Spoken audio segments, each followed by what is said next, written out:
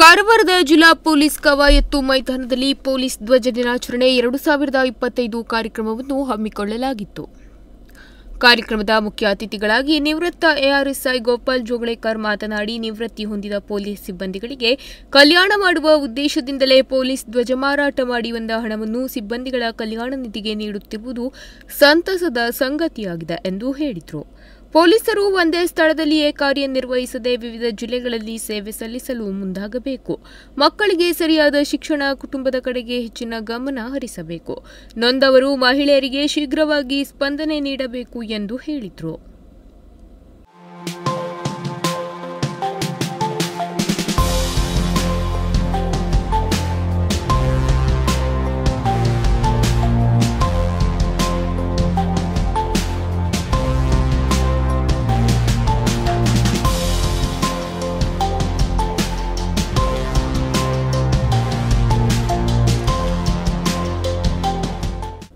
ಉತ್ತರ ಕನ್ನಡ ಜಿಲ್ಲಾ ಪೊಲೀಸ್ ವರಿಷ್ಠಾಧಿಕಾರಿ ಎಂ ನಾರಾಯಣ್ ಮಾತನಾಡಿ, ಸರಿಯಾಗಿ ತನಿಖೆ ಕೈಗೊಂಡು ನೊಂದವರಿಗೆ ನ್ಯಾಯ ದೊರಕಿಸಿ ಕೊಡಬೇಕು.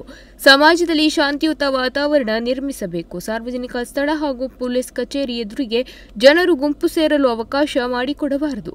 ಸಮಾಜದಲ್ಲಿ ಅಹಿತಕರ ಘಟನೆಗಳು ಸಂಭವಿಸದಂತೆ ನೋಡಿಕೊಂಡು ಹೋಗಬೇಕು. ಪೊಲೀಸರಿಗೆ ಶಿಸ್ತು ಬಹಳ ಮುಖ್ಯ. ಆರೋಗ್ಯವನ್ನು ಕಾಪಾಡಿಕೊಂಡು ಹೋಗಬೇಕು. ಸದೃಢ ಆರೋಗ್ಯಕ್ಕೆ ಹೆಚ್ಚಿನ ಗಮನ ನೀಡಬೇಕು. ಉತ್ತಮವಾಗಿ ಕೆಲಸ ನಿರ್ವಹಿಸಿ ಇಲಾಖೆಗೆ ಗೌರವ ತನ್ನಿ ಎಂದು ಹೇಳಿದರು.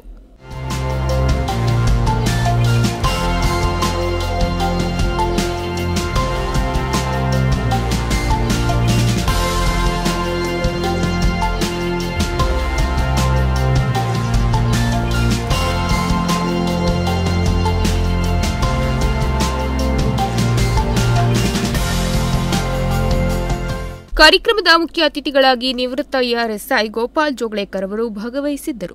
ವಿಶೇಷ ಆಹ್ವಾನಿತರಾಗಿ ಡಿಸಿಎಫ್ ಸೋಷಿಯಲ್ ಫಾರೆಸ್ಟ್ ಡಿವಿಷನ್ ಹಾಗೂ ಉಪನಿರ್ದೇಶಕರು ಪ್ರವಾಸೋದ್ಯಮ ಇಲಾಖೆ ಮಂಜುನಾಥ್ ನಾವಿ, ಅಬಕಾರಿ ಉಪ ಆಯುಕ್ತರಾದ ಅಮಾನುಲ್ಲಾ ಖಾನ್, ಕೈಗಾದ deputy commandant CISF Birendra Kumar, CRPF Karwar Rizwan Ahmed, RTO John Misquith, ಡಾ ಸಂಜು ನಾಯಕ್ ಕಮಾಂಡೆಂಟ್, ಉತ್ತರ ಕನ್ನಡ ಜಿಲ್ಲಾ ಪೊಲೀಸ್ ವರಿಷ್ಠಾಧಿಕಾರಿ ಎಂ ನಾರಾಯಣ್ ಹಾಗೂ ಪೊಲೀಸ್ ಇಲಾಖೆ ಸಿಬ್ಬಂದಿಗಳು ಇತರರು ಉಪಸ್ಥಿತರಿದ್ದರು.